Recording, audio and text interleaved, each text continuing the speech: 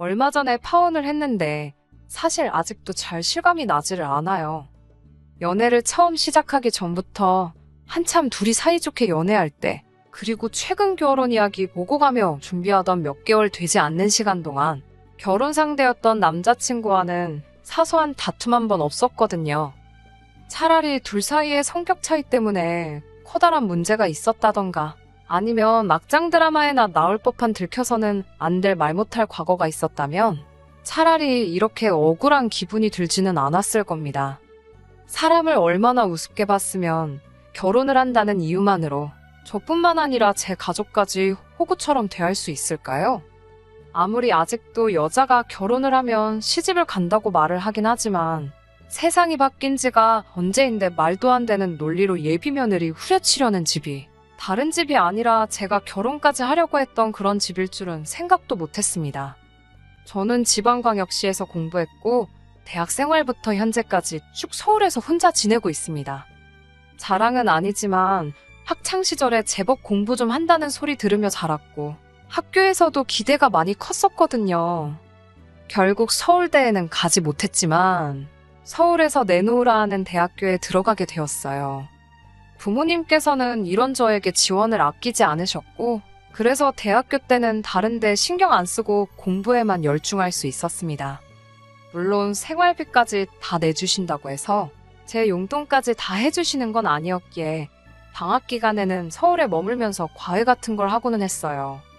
명절 때 말고는 저도 고향집에 내려갈 시간이 없다 보니 부모님께서 그 점이 많이 아쉬웠나 봅니다.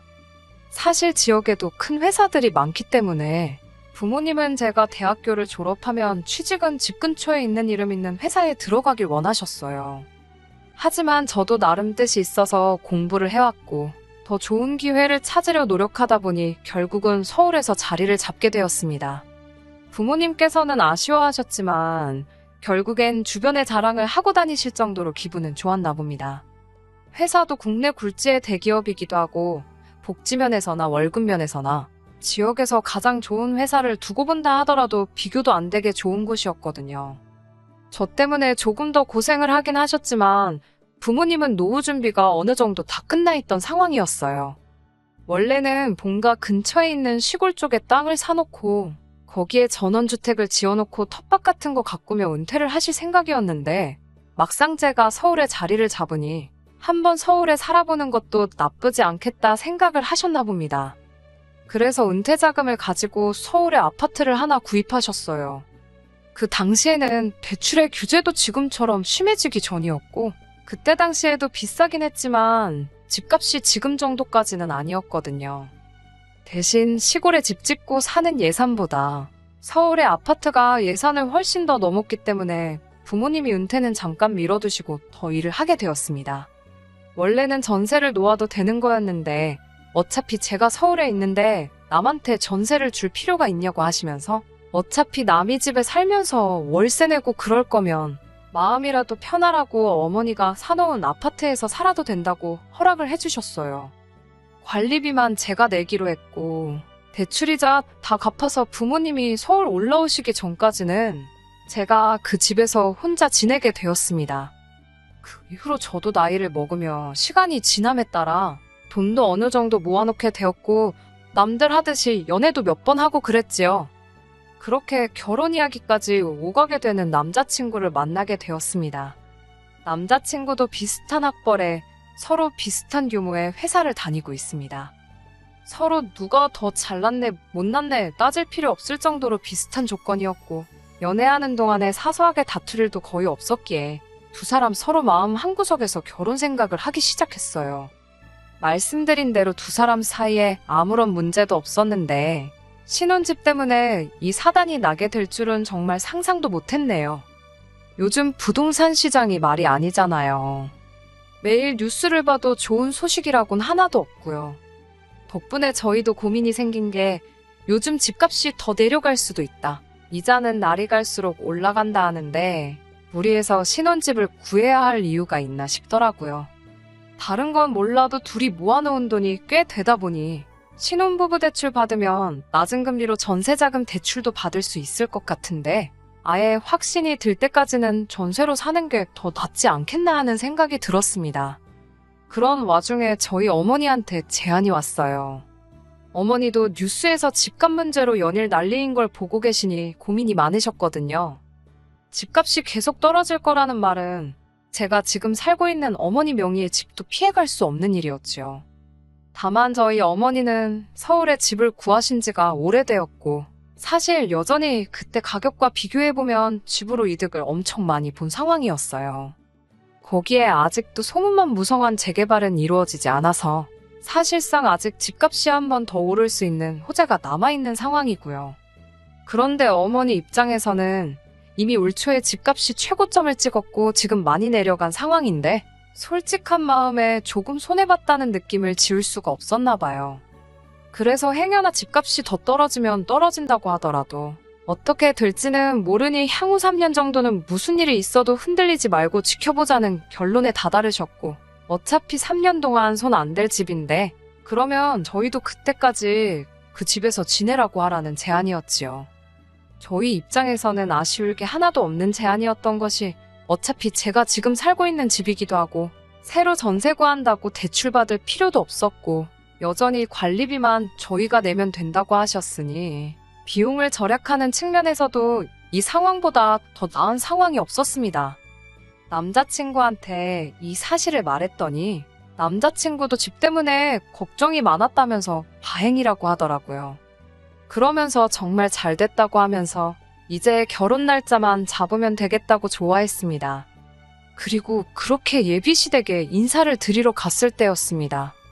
둘 사이에 아무런 문제도 없고 친정어머니 덕분에 신혼집까지 어느 정도 해결된 상황이라 마음이 많이 놓인 상황이었는데 예비시모인 남자친구 어머니는 그 상황이 별로 달갑지만은 않은 듯 보였습니다. 첫 인상부터가 이렇게 된 상황을 조금 마음에 안 들어하는 눈치였어요. 남자친구가 이미 모든 진행 상황을 말씀드렸던 것 같더라고요. 그게 잘못되었다고 생각한 적은 없습니다. 다른 사람도 아니고 예비시모인데 저희 집에서 한 3년 정도 살 집을 내어주시기로 했다는 것 정도는 당연히 말할 수 있는 상황이라고 생각합니다. 그리고 이러나 저러나 현재 상황에는 제가 집을 어느 정도는 해결한 게 있으니 예비시댁 쪽에서는 어떤 걸 해야 할지 알아서 준비를 해야 할 수도 있는 상황이라고 생각했으니까요. 그런데 그걸 가지고 예비시어머니가 저한테 머리를 조아리면 엎죽 엎드릴 필요까지는 당연히 없다고 생각했지만 적어도 이 상황을 마음에 안 들어 할 거라고는 생각도 하지 못했습니다. 예비시어머니는 당신이 곰곰이 생각해봤는데 이런저런 게 조금 마음에 안 든다는 식으로 말을 꺼내더라고요. 당장 뾰족한 수도 없는데 뭐가 그렇게 문제인가 싶어서 어떤 점이 마음에 안 드시냐 단도직입적으로 물어봤습니다. 저만 무조건 옳은 게 아닐 수도 있으니 예비시모의 의견 한번 들어보고 조율할 수 있는 부분은 당연히 조율을 하는 게 맞다고 생각을 했었으니 말이지요. 첫 번째로는 지금 제가 살고 있는 저희가 살게 될 집이 남자친구 회사에서 너무 멀다는 거였습니다. 그 집이 서울 외곽이긴 했지만 어쨌든 재개발 여지가 있고 역세권이라서 대중교통을 타는 데는 그 어떤 어려움이 없었습니다. 그런데 대중교통이 얼마나 잘 돼 있는 게 문제가 아니라는 거예요. 거리가 너무 멀어서 고생이라는 겁니다. 정작 남자친구 본인은 제가 어디서 사는지는 이미 알고 있었고 그 집에서 신혼살림 차려서 시작할 수 있다고 전했을 때 잘 됐다고 좋아했었거든요. 남자친구한테는 아무 문제 없는 거리인데 집을 해줘도 거리가 그렇게 먼 곳을 해주셨냐며 마음에 안 든다는 식으로 나오시는데 저라고 사람인데 당연히 그게 기분이 좋을 수가 없었습니다. 오히려 들었던 느낌은 어떤 이유 때문에 그러는 건지는 모르겠지만 예비시댁 쪽에서 저를 그렇게 반기는 듯한 느낌이 들지는 않았지요. 저한테는 예비신우가 되는 남자친구의 누나도 그날 자리에 같이 있었는데 그때는 예비신우의 그 말이 그런 꿍꿍이 속이 있어서 그런 거라고는 생각도 하지 못했습니다. 예비신우는 어디 동네면 동생보다는 우리 오빠네 회사가 더 가깝겠네 하면서 오히려 예비시모보다 그 집에 대해서 더 많은 관심을 보였어요. 리모델링은 되었느냐, 서울 구축 아파트면 주차장이 많이 안 좋다고 들었는데 주차 공간은 붐비지 않느냐, 주변의 학구는 알고 있느냐 하면서요. 상황이 그런데 그래도 그 집에서 좋은 점을 찾아보려는 예비 신우의 행동이 저는 계속 무언가 마음에 안 든다는 식으로 나오고 있는 예비 시모를 설득해주기 위해서 저희를 도와주고 있는 거라고 생각했었습니다. 아무튼 그게 예비 시모, 예비 신우와 처음 만나게 된 날이었는데 그 전까지는 남자친구랑 연애하면서도 단 한 번도 만나는 자리를 가지려고 한 적 없었던 예비 신우가 그 날을 기점으로 이따금씩 형식적인 안부 인사 정도를 나누는 사이가 되었습니다. 사실 그때까지만 해도 예비 신우가 저랑 잘 지내려고 하는 게 앞으로는 신우올케 사이로 지내게 될 저랑 가까워지기 위해서 그러는 거라고 생각을 했었습니다. 양가 상견례는 하지 않았지만 이미 양가에 서로 인사를 시켰던지라 그때부턴 남자친구와 데이트를 하면서도 스드메 같이 저희가 간단하게 알아볼 것들은 미리 알아보고 있었습니다. 그런데 언젠가부터 남자친구가 무언가 저한테 말을 꺼내려고 하다 말고 표정도 어두워 보이는 게 뭔가 전하고 싶은 이야기가 있어서 저러는 건가 하는 느낌을 받았어요. 왜 그러냐고 제가 단도직입적으로 물어봤는데 딱히 아무것도 아니라고 대답만 회피하더라고요. 사실 이때부터 조금씩 안 좋은 촉이 오기 시작했습니다. 아니나 다를까 남자친구가 그렇게 행동하게 된 이후부터 예비 신우가 저한테 잘하려고 했던 이유, 시어머니가 뭔가 탐탁치 않아 한다는 것까지 전부 한 번에 알게 되었습니다.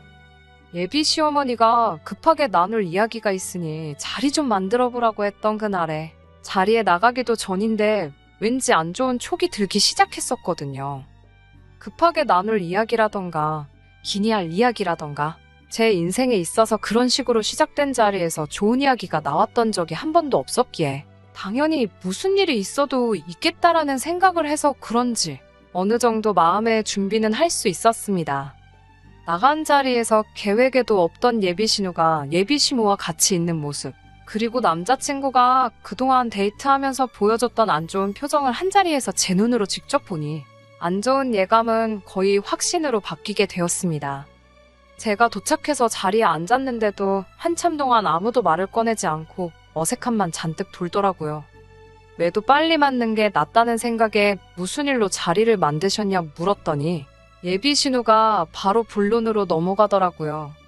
제가 지금 살고 있는 어머니 명의의 집에다가 신혼살림을 차리기로 들었다고요. 거기까지야 저도 이미 밝혔던 사실이니 그렇다고 대답했습니다. 그런데 대뜸 신우가 그 집에서 자기들이 지내면 안 되겠냐고 하는 겁니다.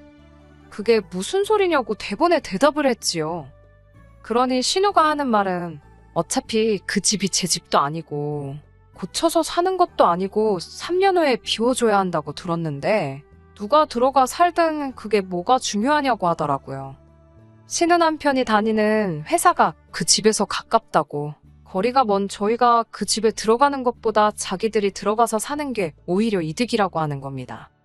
그러면서 첫째도 조금 있으면 초등학생이 되는데 그 동네가 서울에서는 학군도 나쁜 편이 아니다 보니 주변에 학원가도 괜찮게 있어서 애들 교육하는데도 지금 예비 신우가 사는 곳보다 그쪽으로 가서 사는 편이 자기들한테 이득이라고 하더라고요. 어이가 없어서 누가 들어가 살고 말고가 왜 안 중요하냐고, 그리고 그건 신우가 이득인 거지 제가 이득을 보는 게 뭐가 있냐고 했어요. 지금이야 제가 살고 있는 집이고 결혼 후에도 제가 살게 될 테니까 저희 부모님께서 무상으로 살라고 허락을 해주신 거지. 구태여 다른 사람이 살게 할 거면 새를 놓지 뭐하러 그러시겠냐고요. 그러니 이젠 시모가 말을 가로채 이어서 말하기를 저보고 이기적이라고 하면서 왜 너 이득 볼 생각만 하냐고 하는 겁니다. 이제 한 식구가 될 텐데 저 혼자만의 이득을 생각할 게 아니고 가족 전체가 볼 이득에 대해서 생각을 해야 한다는 거예요. 그래서 100번 양보해서 신우가 살게 된다고 해도 우리 신혼집으로 쓰게 될 집에 신우가 들어가 산다면 우리는 당장 어디 가서 지내야 하냐 했습니다. 그러니 예비 시모는 단 1초도 고민하지 않고 그게 뭐가 어려운 문제냐면서 결혼하면 저 혼자만 짐 싸서 예비 시댁으로 들어오면 되는 거 아니냐 하더군요. 세상에 어떤 모자란 여자가 친정어머니 명의로 된 집을 신우한테 양보해주고 정작 본인은 남편 출퇴근하기 편하라는 이유로 시부모 살고 있는 집에 들어가 살겠나요? 더 돌려 말할 것도 없고 해서 이 말 그대로 전해주면서 저는 싫다고 했습니다. 예비 신우한테도 반대의 경우라면 언니는 언니네 시댁 들어가서 살 거냐고 물어보니 자기는 기꺼이 그러겠다고 하더라고요. 막상 실제로 그렇게 되면 그럴 생각 일도 없으면서 어떻게든 이득을 보려고 저러는 게 참 가증스럽기까지 했습니다. 남자친구는 일이 이렇게 진행될 걸 꽤나 오래전부터 알고 있었던 것 같아요. 그냥 똥 씹은 표정으로 아무 말도 못하고 허수아비 마냥 가만히 앉아있더라고요. 예비 시모가 말을 꺼내길 요즘 뉴스 안 보냐고 하면서 부동산 시장 다 망했다고, 저나 저희 부모님이 왜 그렇게 그 집에 집착을 하는지 모르겠다고 하는 겁니다. 어차피 내놔도 잘 나가지도 않는 집인데 그냥 가족끼리 양보한다 생각하고 살게 해주면 어디가 덧나냐고 하는 거예요. 그러면서 한다는 말이 아니면 신은혜 보고 그 집을 사라고 할 테니 헐값에 넘기라더군요. 무슨 가격을 부르나 봤더니 암만 부동산 시장이 엉망이고 폭락을 했다고 해도 현재 시세가 6억 왔다 갔다 하는 아파트를 무슨 1억에 넘기네 마네 그런 이야기를 하더라고요. 그러면 그 1억에 니들 모은 돈 가지고 아들 출근하기 편한 곳에 전세로 집 하나 구할 수 있지 않겠냐면서요. 그리고 이제 결혼할 사이인데 저랑 저희 부모님이 그 집 하나만 양보하면 제가 예비 시모와 신우한테 점수 하나는 톡톡히 따고 들어가는 것 아니겠냐고, 미리미리 점수 좀 따고 결혼 생활 시집해도 되는 거 아니냐고 하더라고요. 말하는 것부터가 어이가 없더라고요. 앞으로 3년간은 부동산 시장이나 이자 걱정 없이 신혼생활 시작할 수 있게 된 이 상황을 예비 시모는 마치 제가 신혼집을 해오는 걸로 생각하고 있나 보더라고요.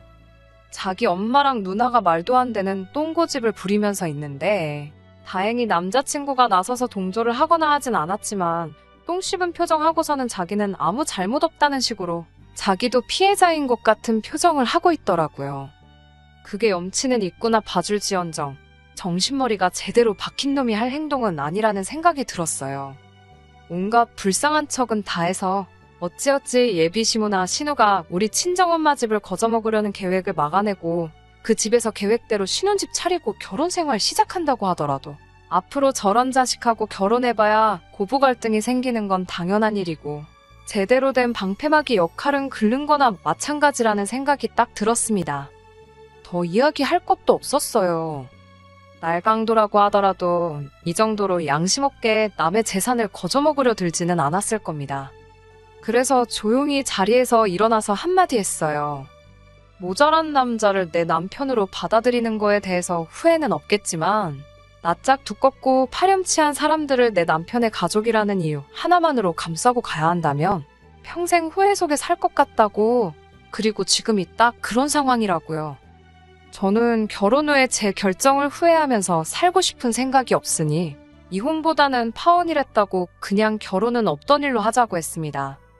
저나 저희 부모님을 얼마나 호구로 봤으면 살고 있는 집을 양보해주고 나는 시집살이를 해야 한다고 하질 않나, 시세의 절반도 안 되는 가격으로 집을 넘기라고 하질 않나 하고 있겠냐고요.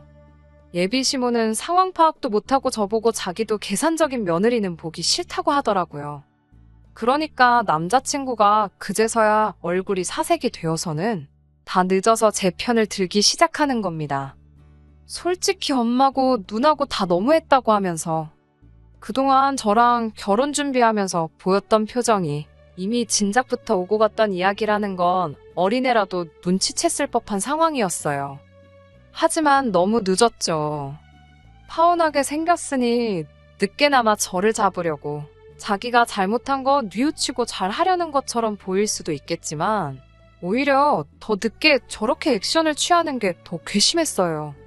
진작에 저렇게 나올 수 있었는데 집을 양보한 애만에 이 이야기가 끝까지 오고 갈 때까지 듣고만 있었다는 건 솔직히 간보는 거나 마찬가지잖아요. 되면 좋은 거고 안 되면 내 편 들어주는 척 하면서 내 마음 돌려놓고 남자친구한테 거지근성으로 똘똘 뭉친 너네 가족도 문제지만 너같이 속이 음흉한 놈이 더 문제라고, 이 파혼이 꼭 니네 가족 거지근성 때문에 되는 게 아니라고도 확실히 말해줬습니다. 더 말할 것도 없고 내가 너랑 결혼해서 니네 집 구석을 내 가족으로 들이는 게 우리 부모님이 가지고 계신 아파트 가격에 비하면 아무 이득될 것도 하나 없으니 결혼 이야기는 없는 걸로 하고 각자 갈 길 가자고 했습니다.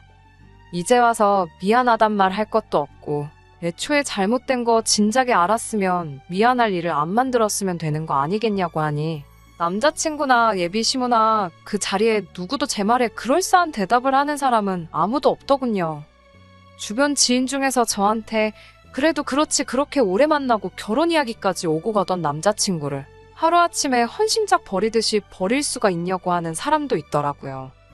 대화로 해결할 수 있던 부분이 있지 않았겠냐고 너무 극단적이라고 하는데 저는 그런 말 들어도 여전히 제가 잘못했다는 생각이 들지는 않습니다.